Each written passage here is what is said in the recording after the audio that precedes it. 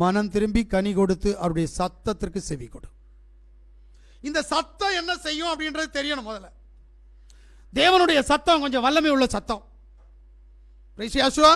வாசிங்க உபாகமத்தினுடைய புஸ்தகம் 8வது அதிகாரம் 19-20 வாசிங்க.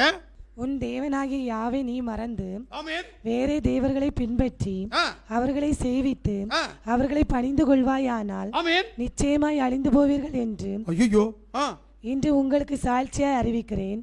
உன் தேவனாகிய யாவுடைய சத்தத்திற்கு நீங்கள் கீழ்ப்படியாமல் போவதினால் யா உங்களுக்கு முன்பாக அழித்த ஜாதிகளைப் போல நீங்களும் அழிவீர்கள். புரிஞ்சுச்சா? ஆராதிக்கணும்னா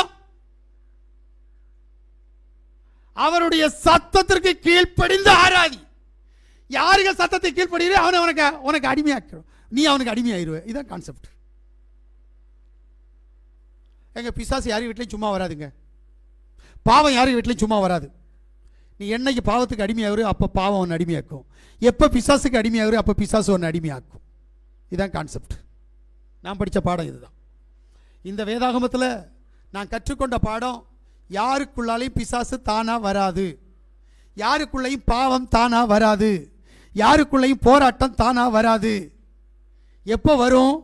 நீ யாரை நேசிக்கிறியோ அவங்க மூலமா உனக்கு போராட்டம் வரும். நம்ப முடியாது. நான் எங்கெங்க பிசாசை நேசிக்கிறேன் அப்படித்தானே கேட்ப. பிசாசுக்குரியவைகளை எவ்வளவு தூரம் வச்சிருக்கிறது தெரியுமா? பிசாசுக்குரியது உன்கிட்ட இருக்கு, பிசாசுக்குரிய குணம் உன்கிட்ட இருக்கு, பிசாசுக்குரிய பொருள் இருக்கு, பிசாசு உன்கிட்ட இருக்கு. அப்புறம் எப்படி உனக்கு விடுதலை வரும்? வரவே வராது இல்ல. அல்லேலூயா. அதனாலதான் சொல்றாரு, சத்தத்துக்கு செவி கொடுக்காவிட்டால் அடிமையாவீர்கள். தேவனுடைய சத்தத்திற்கு நீ செவி கொடுக்கவில்லை என்று சொன்னால், யாருடைய சத்தத்திற்கு நீ செவி கொடுக்கிறாயோ அவருடைய சத்தத்திற்கு நீ அடிமை. இந்த வசனம் கொஞ்சம் புதுசா வித்தியாசமா இருக்குது, புரிஞ்சுக்கோ. ஆமென். அல்லேலூயா. ஏன்னா யோவான் சுவிசேஷத்துல யாசுவா சொல்றார் 5வது அதிகாரம் 25வது வசனம், மரித்தோர் தேவகுமாரனுடைய சத்தத்தை கேட்கும் காலம் வரும், அது இப்பொழுதே வந்திருக்கிறது, அதை கேட்கிறவர்கள் பிழைப்பார்கள் என்று மெய்யாகவே மெய்யாகவே உங்களுக்கு சொல்லுகிறேன். யாருக்கு இந்த சத்தம் தெரியுமா? செத்தவன் பிழைக்க, உயிரோடு இருக்கிறவனுக்கு இல்ல. எங்க ஒருத்தன் செத்து கிடக்கிறானோ அவன் ஜீவன் அடைய வேண்டுமானால் தேவனுடைய சத்தத்திற்கு அவன் செவி கொடுக்கணும், வாழணும்.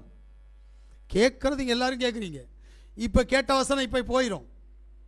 அதிகபட்சம் சபை முடிஞ்சு வீட்டுக்கு போன ஒரு வசனம் போயிடும். ஜீவன் வராது, பிசாசு தான் வரும், பாவம் தான் வரும், பாரம்பரியம் தான் வரும். எவன் இதை உணர்ந்து இதை கேட்டு இதன்படி வாழ்றானோ அவன் பிசாசுக்கு எதிர்ப்பான். முதல்ல நல்லா புரிஞ்சிடுங்க. நாம பிசாசுக்கு எதிர்த்து நிக்கணுமா, பாவத்துக்கு எதிர்த்து ஓடணுமா? செய்றோமா? அப்படியானால் ஒருவருக்கு ஒரு சத்தம் வேண்டும். அந்த சத்தம் தேவனுடைய சத்தமா இருக்கணும். அந்த சத்தம் உன்னை உயிர்ப்பிக்கணும். அந்த சத்தம் பிசாசுக்கு எதிர்த்து போராடணும். அந்த சத்தம் பாவத்தை எதிர்த்து போராடணும். முடியுமா? ஏன்னா மீகா சொல்றார் 6வது அதிகாரம் 9வது வசனத்துல, யாவுடைய சத்தம் ஆமென் நகரத்தை நோக்கி கூப்பிடுகிறது, ஞானமுள்ளவன் உம்முடைய நாமத்தை மதிப்பான். பிரைஸ் யேசுவா. நாமத்தை துதிக்கணும், மதிக்கணும்னா ஞானம் இருந்தா மட்டும்தான் நாமத்தை தொழுது கொள்ள முடியும். இன்னைக்கு யாருக்கு நாமம் இல்லையே.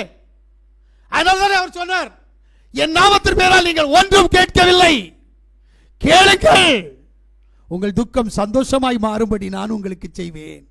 முதல்ல அவருக்கு பேர் என்னன்னே தெரியாது. நான் என்ன கேட்கிறேன் அப்படின்னா, மனுஷர்கள் சொன்ன பேரையெல்லாம் விட்டுருங்க. பரலோகத்திலிருந்து காபிரியல் தூதன் சூசைப்பர் இடத்தில் சொன்ன பேர் என்ன பேர்? அது இயேசுவா ஜீசஸா? அப்ப சூசைப்பருக்கு இங்கிலீஷ் தமிழ் எல்லாம் தெரியுமா? அவன் ஒரு எபிரேய புருஷன். எபிரேயனுக்கு எப்படி தமிழ் தெரியும்? எபிரேயனுக்கு எப்படி இங்கிலீஷ் தெரியும்? அப்ப காபிரியல் தூதன் கொண்டு வந்த பெயர் என்ன பெயர்? அது எபிரேய பேரு. அப்ப அந்த எபிரேய பெயர், எபிரேய வேதத்தை எடுத்து வாசித்தால் அந்த வேதத்தில் இருக்கிறது யாசுவா. இரண்டாவது, பழைய ஏற்பாட்டில் தானியேல் அதிகாரத்தில் பல சந்தர்ப்பங்களில் சொல்லி இருக்கிறார், வரக்கூடியவர் மேசியா.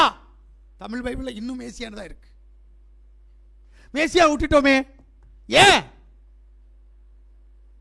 பிசாசு நம்மளை ரட்சிக்கப்படக்கூடாத அளவுக்கு, நாம் தேவனுடைய ஆசீர்வாதங்களை சுதந்திரித்துக் கொள்ளக்கூடாத அளவுக்கு நம்மை வஞ்சித்துக் கொண்டிருக்கிறான். ஆனபடியினால் பரலோகத்திலிருந்து வந்த பேரை மாற்றி மனுஷனுடைய உபதேசங்களினாலும் கற்பனைகளினாலும் போதிக்கப்பட்ட பேரை இன்னைக்கு நமக்கு என்ன செய்யறாங்க? கற்றுக் கொடுக்குறாங்க. நல்லா புரிஞ்சுடுங்க. இன்னைக்கு அந்த பேர்ல ஓடிட்டு இருக்கிறோம். அதனால தான் நமக்கு ரட்சிப்பு இல்லை, அதனால தான் விடுதலை இல்லை. உண்மையான நாமம் பரலோகத்திலிருந்து வந்த பேரை நீ ஆராதிச்சு, பரலோகத்திலிருந்து வந்த பேர்ல நீ கேட்டேனா உனக்கு விடுதலை கிடைக்கும். ஏன் நம்ப மாட்டேங்கிற? மனுஷர்களுடைய உபதேசங்களை கற்பனையாய் போதித்து வீணாய் எனக்கு ஆராதனை செய்கிறார்கள் என்கின்ற வசனத்தினுடைய ஊடாய், மனுஷருடைய போதனையினுடைய ஊடாய் நாம் கடந்து போய் கொண்டிருக்கிறோம். தேவன் கொடுக்கிற சட்டத்திட்டங்களுக்கு கூடாய் நாம் கடந்து போவதில்லை. இங்கதான் நாம கட்டப்பட்டிருக்கிறோம். இந்த கட்டுகளிலிருந்து வெளியில வரணும்னா அவருடைய நாமத்துல நாம விடுதலை அடையணும். அல்லேலூயா, அல்லேலூயா. இப்போ சத்தியம் நகரத்தை நோக்கி கூப்பிடல. இப்ப சத்தியம் என்ன? இன்னைக்கு இந்த சத்தியம் தான் தெரியல. சத்தியம்னா உண்மை. சத்தியத்தை யாருக்கும் தெரியலையே, என்ன காரணம்? ஆமென். 2 சாமுவேலுடைய புஸ்தகம் 7வது அதிகாரம் 28வது வசனம் சொல்லுகிறது, யாவுடைய வார்த்தையே சத்தியம். இப்போது யாவாகிய ஆண்டவரே, நீரே தேவன், உம்முடைய வார்த்தைகள் சத்தியம். ஆமென். தேவரீர் உமது அடியானுக்கு இந்த நல்ல விசேஷங்களை வாக்குத்தத்தம் பண்ணினீர். அடுத்து சங்கீதம் 119 142 அப்புறம் 160 சொல்லுது, வசனமே சத்தியம். அப்ப சத்தியம் அப்படின்றது என்ன அப்படின்னா, வேதம் சத்தியம், வார்த்தை சத்தியம். அல்லேலூயா.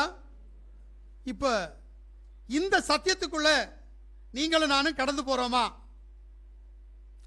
2வது சொல்றார், நமக்குள்ளே பாவம் இல்லை என்று சொல்வோமே, ஆனால் நம்மிடத்தில் சத்தியம் இல்லை. இன்னைக்கு எல்லாரும் சொல்றது தானே, நான் எங்க பாவம் செஞ்சேன்? நான் இன்னைக்கு பாவமே செய்யல. அப்போ ஒன்ற சத்தியம் இல்லை. ஆனா யோவான் சுவிசேஷம் 8வது அதிகாரம் 32வது வசனம் சொல்லுகிறது, சத்தியத்தை அறிவீர்கள், சத்தியம் உங்களை விடுதலையாக்கும். நல்லா புரிஞ்சுடுங்க, சத்தியத்தை அறிவீர்கள், சத்தியம் உங்களை விடுதலையாக்கும். யார் வேத வசனத்தையும் யார் வேதத்தையும் அறிந்திருக்கிறீர்களோ அவர்கள் விடுதலை அடைவார்கள். நம்மகிட்ட விடுதலை இல்லைன்னா காரணம் நம்மகிட்ட வேதம் இல்லை, வேதத்தினுடைய ஆழம் இல்லை, வசனம் இல்லை. வசனத்தால தான் பிசாசை ஜெயிக்க முடியும். ஏன்னா யாசுவா பிசாசை ஜெயிக்கிற போது வேத வசனத்தை கொண்டு ஜெயித்தார். நீ நானும் வேத வசனத்தை கொண்டு ஜெயிக்க முடியுதா? அல்லேலூயா, அல்லேலூயா. அப்போ சத்தியம் ஆகிய வேதமும் சத்தியமாகிய வசனமும் என்கிட்ட இருந்துச்சுன்னா நான் என்னுடைய எதிராளியை ஜெயிக்க முடியும். பிரைஸ் யாசுவா. இன்னைக்கு இல்லையே அது. அப்ப அதை நம்ம எப்படி மீண்டெடுக்கிறது?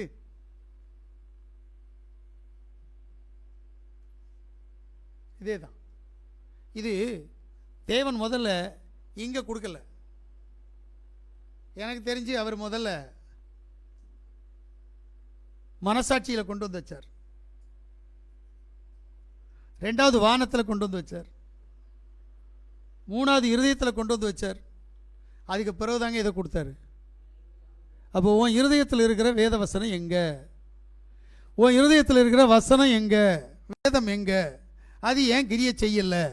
அது கிரியை செய்யாத மழுங்கி இருக்கிற போது இப்பிரபஞ்சத்தின் அதிபதி உன்னிடத்தில் கிரியை செய்யத்தான் செய்வான்.